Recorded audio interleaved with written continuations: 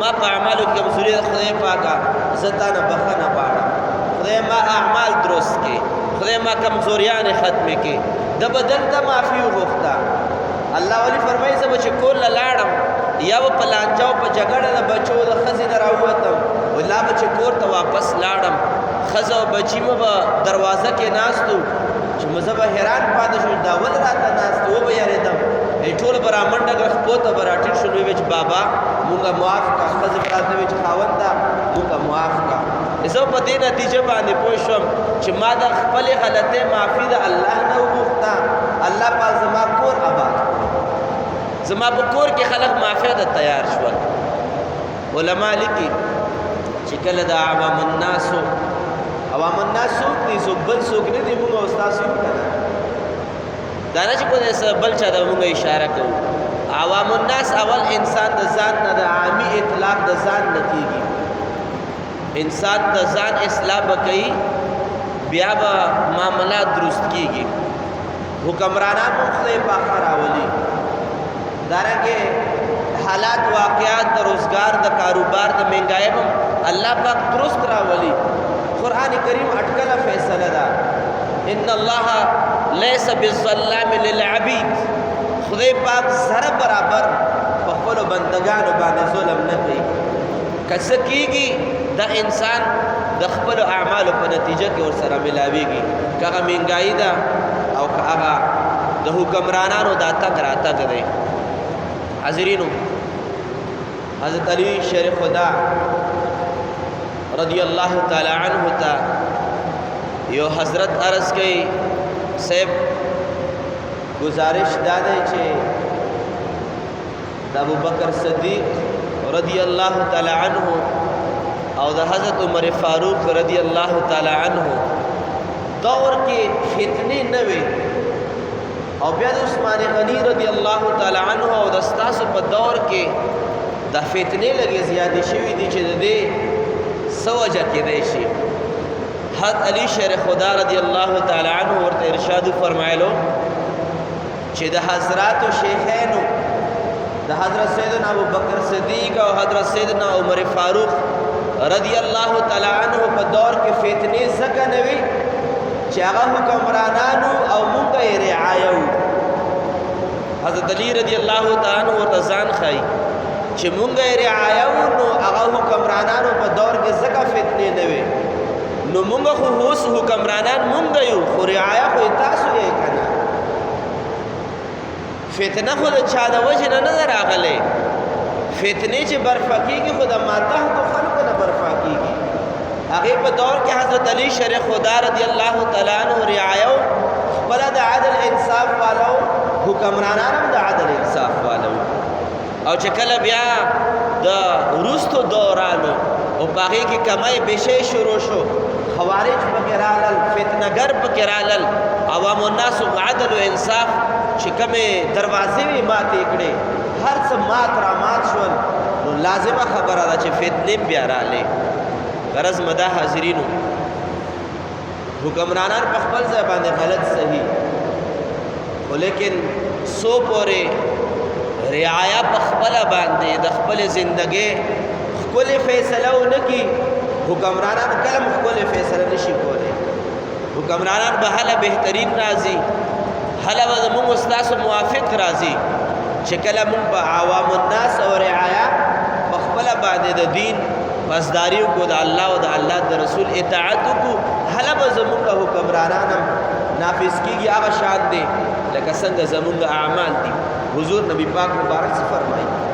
حضور نبی پاک مبارک فرمایي چې کله د انسانانو اعمال د خدای پاک بارگاه ته خیږي د خدای پاک بارگاه ته چې کله د انسانانو عوام الناس اعمال وخیږي نو خدای پاک د اعمالو مطابق د بره نه بیا فیصلې هم راکوزوي څنګه اعمال بره وخیږي د هغې په موافق باندې بره نه فیصلې هم راکوزېږي زه به گزارش وکړم یو څیز دی په یو مارکیټ کې په یو قیمت ملاویږي په بل مارکیټ کې په بل قیمت ملاویږي او په بل مارکیټ کې په بل قیمت ملاویږي او کچره چې کوم دا ایجنسیانې وي هغې طرف ته واوړې بیا به بل قیمت باندې ملاویږي په یو چار دیواره کې د یو سیز د دومره غټ غټ فرق په قیمتونو کې ولې وي مقصد دا دی چې چا په سو کې واله بس دغه کار جوړ دی بهانه سوي یاره خرچه هغه ځای نه دی په زیات راځي یو روپے 2 روپے خرچه په زیات راځي 500 او 100 روپے ریټ کې فرق ولې دی لکه څنګه ما مخکې مرز کړو چې کله کرونا وبا راغله نو خلکو شکایت کولو چې دا وبا راغله دا به څه وجه کېدی شي نو چې کله ماسکونه قاطی راغله ماسکونو هر چا استعمال شروع کو چې کم ماسک باندې 3 روپے خرچه راتله زیات نه 5 روپے خرچه راتله هغه ماسک په بیماری او د وبا په صورت کې په دکان کې په 100 روپے باندې ملاوېدو او دغه دکاندار دا سوال کولو چې دا وبا ولې راغله دا سوال نه کوي چې 50 په ماسک په 100 روپے باندې زه خرڅوم او د خلکو د معاشري د مجبورۍ نه زه غلطه فایده اوچتوم د وبا خو همدغه وجه ده د دې د وجه نه قرآن کریم فرقان حمید فیصله فرمایله روز په روز باندې مهنګای راځي هفته کې 2 ځله پټرول ګران شول هغې نه مخکې حکومتونو کې هر څه ګران شي هغې نه مخکې حکومتونو کې د وخت مطابق هر څه ګران شي یاد ساتئ په دې ګرانۍ او په دغه غلطو لیډرانو او سیاستدانانو کې څه ده چا کوم یو سیاستدان یا د کومې پارټۍ لاس نه وینځم او نه ولا مخ وینځم هغه من کانه چې هر څوک وي خو لیکن دا یاد ساتئ دا ټول زمونږ د اعمالو نتیجه ده قرآن کریم په دې باندې گواه دی احادیث مبارکه په دې باندې گواه دي او کچره د امام اعمش یو لوی تابعی تیر شوی دی هغه مبارک فرمایي چې ما د صحابه کرامو نه دا خبره اورېدلې ده او د دغه آیات تفسیر ما د صحابه کرامو نه اورېدلې دی او کم آیات قرآن کریم فرمایي وکذالک نولی بعض الظالمین بعضا الله فرمایي بعض ظالمانو باندې زم مقرر کوم او مشران د ظالمانو زم مشران جوړوم امام اعمش رحمت الله علیه فرمایي چې ما صحابه کرامو نه اوریدلی چې د دغه آیات تفصیل دا دی چې الله فرمایي ز بعض ظالمان په بعض باندې مقرر کوم فرمایي چې کله رعایت ظالم شي د دغه آیات تفسیر دا د چې حکمرانان هم په ظالمان راځي دا څه کلم نشي کېدی چې رعایت انصافدار وي رعایت د عدل او انصاف وي او حکمران د په ظالم راشي دا څه کلم نشي کېدی او کچره تاریخ لګو ګور یو ځل نیم داسې شوي وي نو هغه کې د بیا د خلکو امتحان دی په دې صورت کې خو عمومي توګه باندې قانون د قرآن کریم دا دی د ظالم حکمران د عوام به ظالمان وي او عوامو ظالمانو حکمرانان به ظالمان وي او یو بزرګ له یو صاحب رالو او ورته وی فرمایل چې صاحب مهنګای زیات شوه د دې څه وجه کېدی شي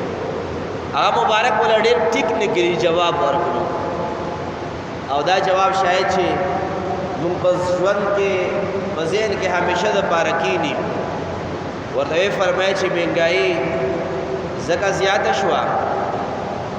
چې د خدای پاک په حضور کې 2 تلې لګېدلې یو تله کې د انسانانو اعمال تلې لګېږي او په بله تله کې په معاشره کې مهنګایي او دا راځي چې کله د انسانانو نیک اعمال دومره درانه وخیږي چې کومه تله کې واچولی شي نو مهنګایه تر سپکه شي واپس وخیږي او د نیک اعمالو تله درانه شي لاندې کوزه شي چې د نیک اعمالو تله درانه وي د عوامو مهنګایي به بیا بره خیږي خو کچرې اعمال دومره سپک بره روان وي چې د نیک اعمالو چې کومه ویلیو ده هغه حد تره چې کمه شي لازمه خبره ده چې بره کومه تله د مهنګایي ده هغه واپس درنېږي دا درس یې وله ورکو چې معاشره کې چې کله هم خیر برکت هغه د خیر په صورت کې وي که کله اتفاق په صورت کې وي کله خوشاله په صورت کې وي کله ارزانه په صورت کې وي د دې نتیجه به د انسانانو د اعمالو نتیجه وي او کچره داسه په موږ استاسو باندې پیخيږي یا ساتي قران کریم هم گواه دی او حدیث مبارکه او اشارات هم معرض کړل د اختصار په بنیاد باندې د وخت اختصار د وجه د جدا خپل گریوان کې قتل پکار دي او دا یو عربی یو کتاب دی په مختلفو مدارسو کې پڑھاویږي هغه کې یو خبره لیکلې ده نفحة العرب کې چې یو غلام او دا غلام یو آقا او یو مالک واغستو چې مالک واغستو نو خپل به صفا او خيستا روټه خوړه چې هغه به د بوسو نه او د بورې نه پاکه وا او چې کوم خپل غلام ته به د بورې او د بوسو نه ډکه روټه به کې خدا لاړو بادشاہ ته وایي چې ما سره خپل آقا ظلم کوي بادشاہ فیصله وکړه آقا ته ویل دا بل چا باندې خرڅ کا بل چا باندې خرڅ کو چې آقا لرالو نو دغه آقا په خپل باندې د بورې او د بوسي روټه خوړه او دته به صرف د تش د بوسو روټه به کې خدا هغه د بدتر حال ترالو بیا بادشاہ الله ورته شي چې حالات ولور سخت شول اما خو بیا به دا وړه او بوس به او زیکړی روټه مو خوړه او دا دویم آقا مالک چې دا خو صرف د تش د بوسو روټه راته دي چې ځاب فیصله وشو چې بل چا باندې خرڅ کړي چې دریم مالک باندې خرڅ شو هغه هو ته هډو روټه ورکول نه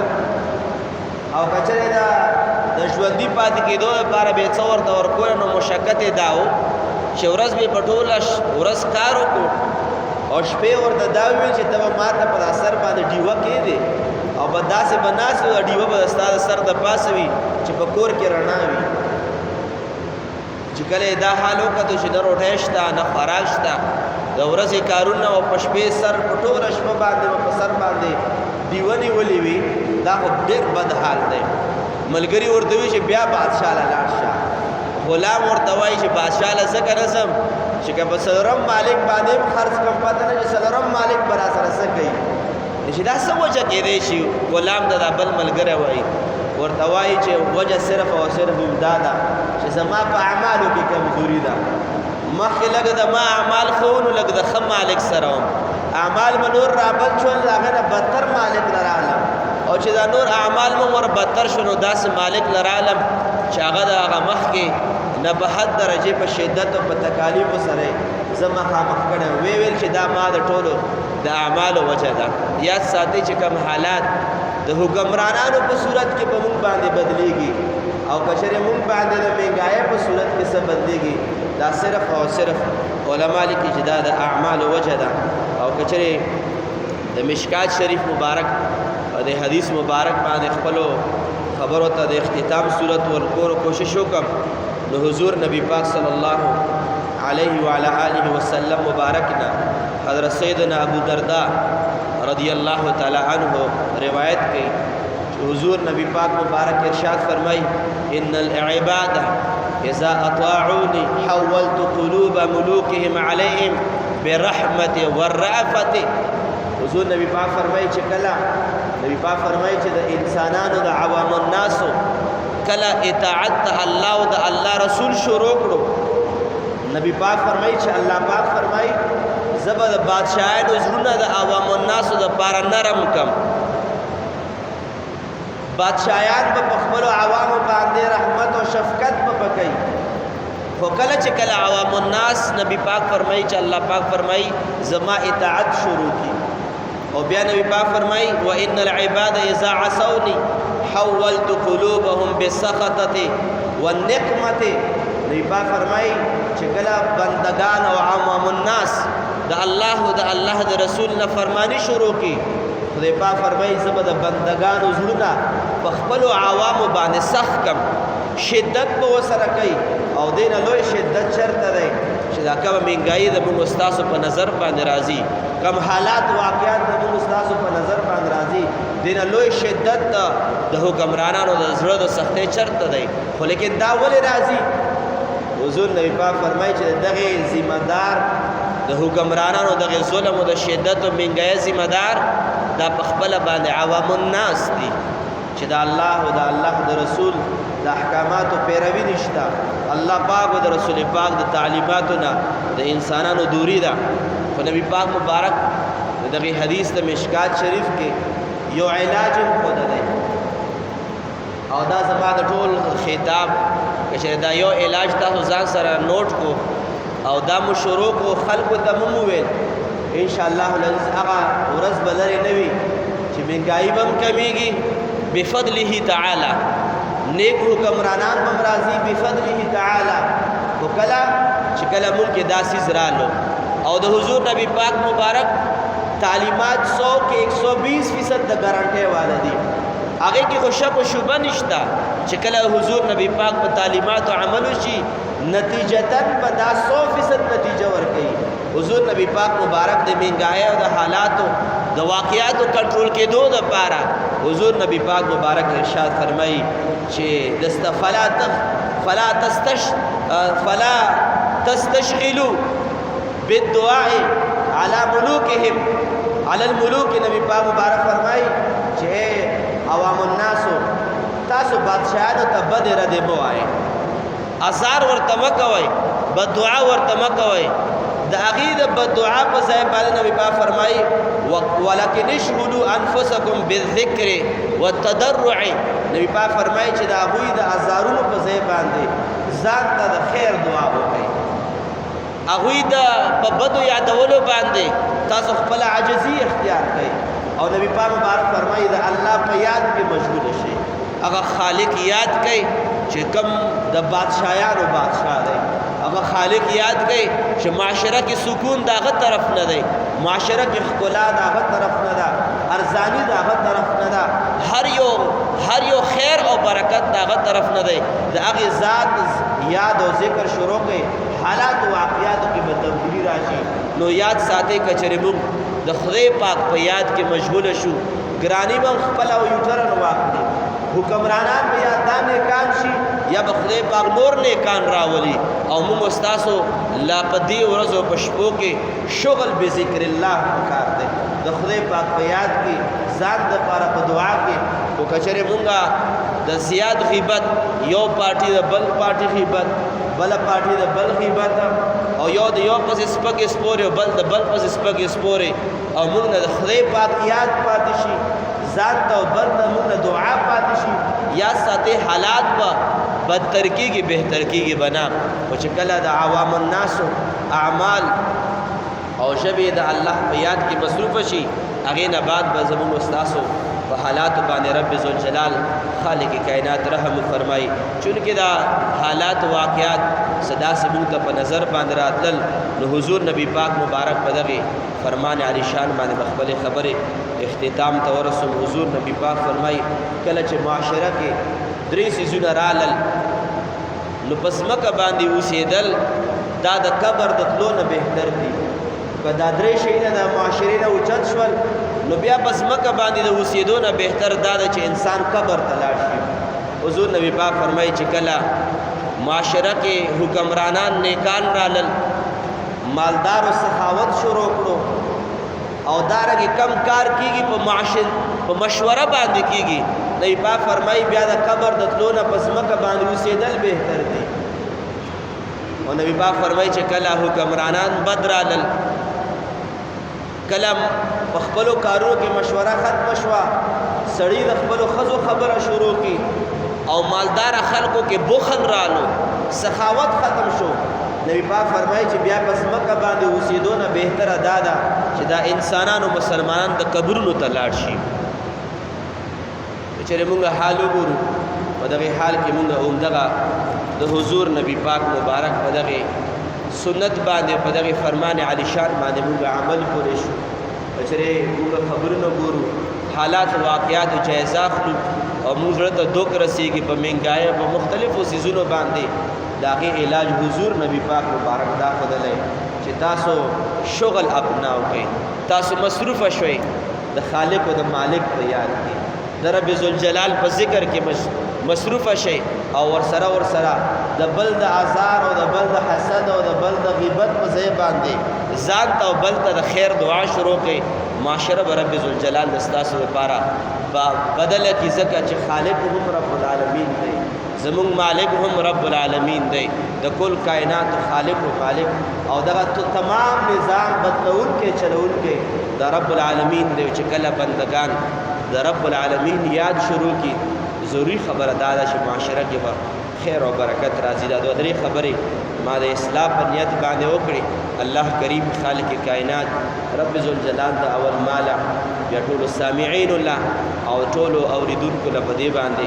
عمل کولو توفیق نصیب فرمایي واخر دعوانا ان الحمد لله رب العالمين الحمد لله رب العالمين والصلاة والسلام على